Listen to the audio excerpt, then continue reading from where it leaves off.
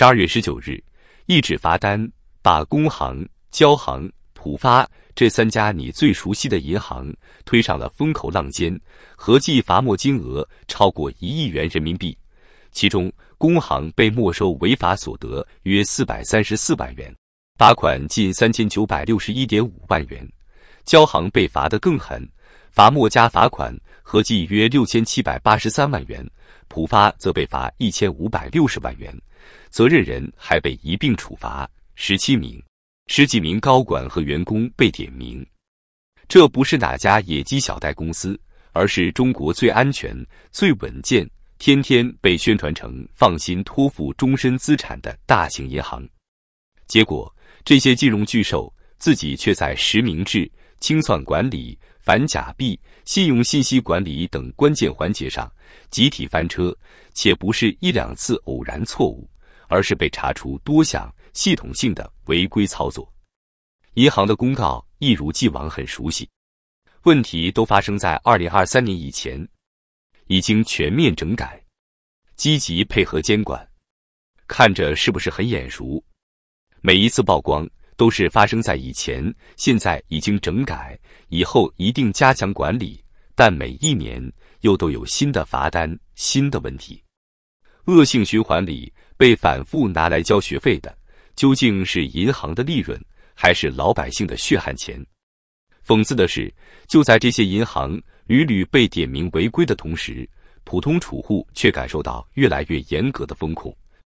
转账几千块被各种电话、短信盘问，资金用途是什么？办一张工资卡被强制捆绑各种 App 营销账户，手机从此被广告轰炸。明明是自己辛苦赚来的钱，却一步步把你当成嫌疑人来审查。很多网友骂得很直接，转5000块钱你能给我冻结，但上亿规模的违规业务你怎么就管不住自己？这话扎心，因为他点破了一个残酷现实：监管越严格，约束的往往是越弱势的那一方。银行对普通人有多苛刻？刷错一笔账，晚还1天款，立刻电话催收，征信记录，系统自动执行，毫不手软。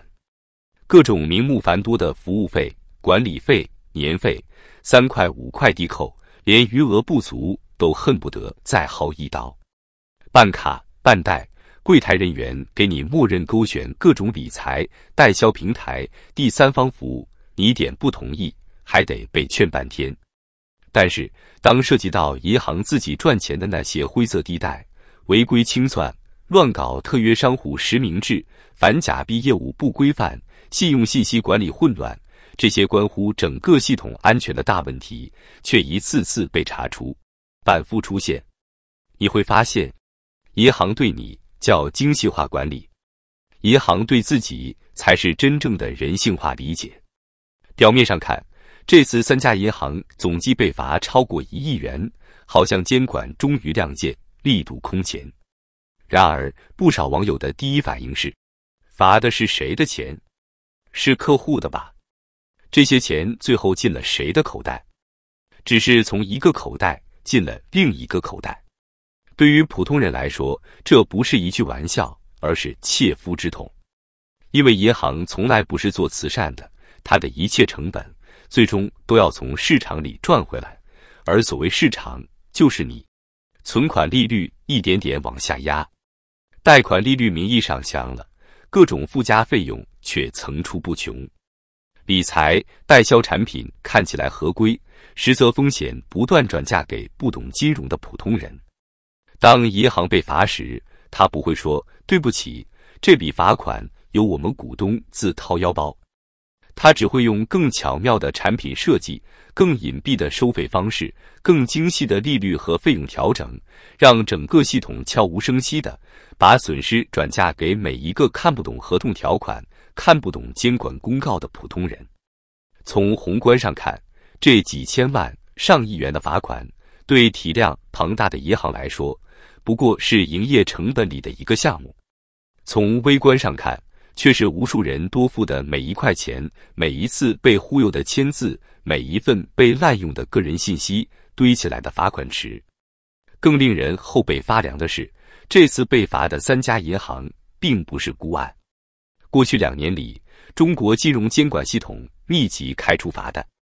一些政策性银行、地方银行更是频繁登上罚单名单，以不正当手段发放贷款，严重违反审慎经营规则，贷款管理严重不到位，年内累计数十张罚单、数千万级罚款，已经成了日常新闻。名单之庞大，频次之密集，让人不得不问，这是一次集中整治带来的存量问题曝光，还是中国金融系统多年来层层堆积的风险正在被撕开口子？如果连最被信任的国有大行都在这么多关键业务上违规，那在普通人完全看不见的地方，又隐藏着多少合法外衣下的灰色操作？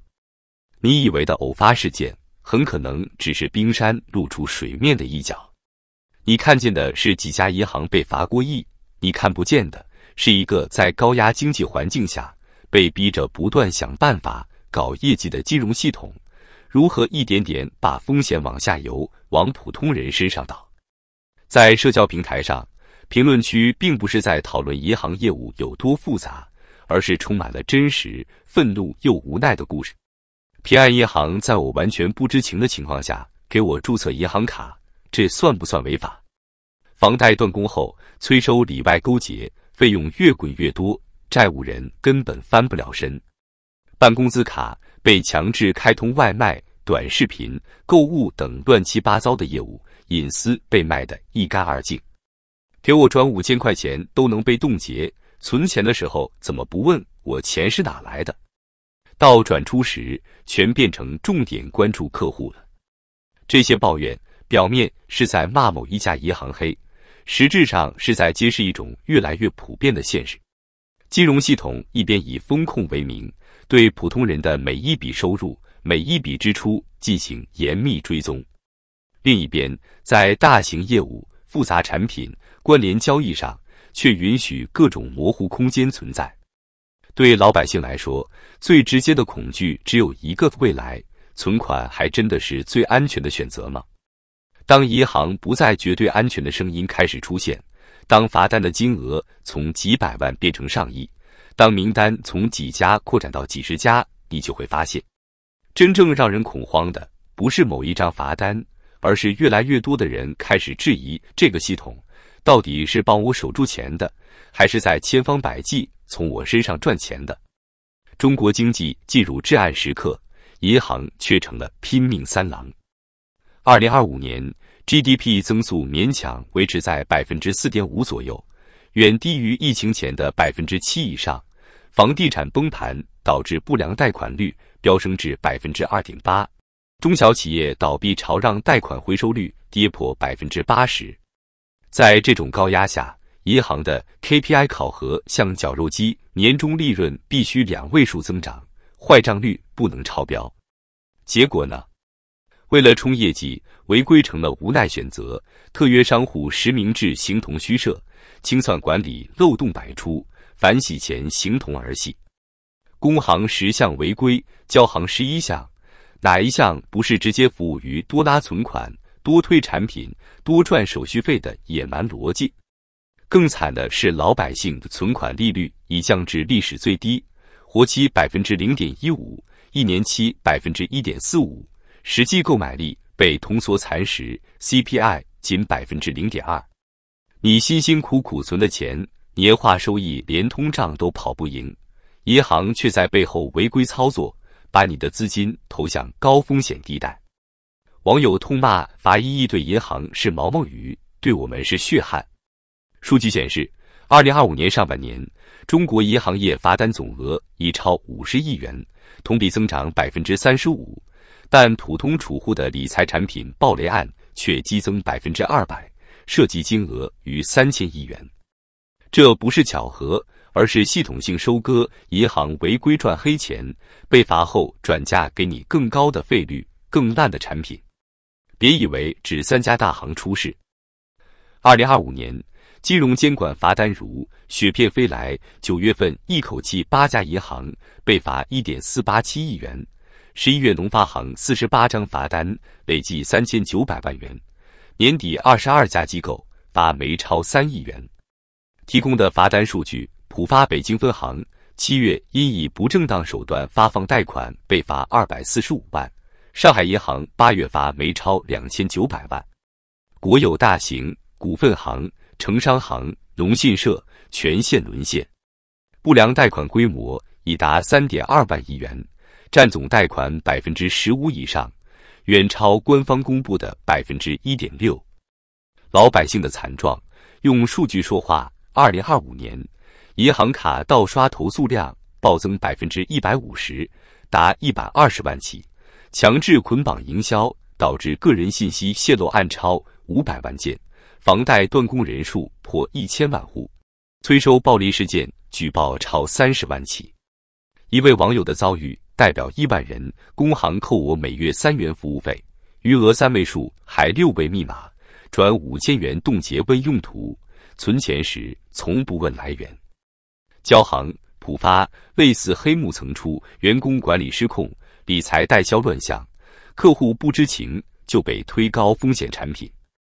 罚单来了，整改承诺空洞，下一轮违规又起，因为根子在唯利润论，老百姓永远是韭菜。这次罚单释放信号，监管铁腕了，但老百姓更慌了。2023年底，22家机构罚超3亿，2025年罚单总额预计破100亿，却难改罚了东风西风吹又生。为什么？因为经济下行，银行坏账压力山大，不违规就完不成任务。IMF 警告，中国金融风险2025年高企，系统性崩盘概率升至15%。存款保险上限仅50万，超额部分呢？大型太保神话破灭，普通人醒醒，银行不是铁饭碗，而是定时炸弹。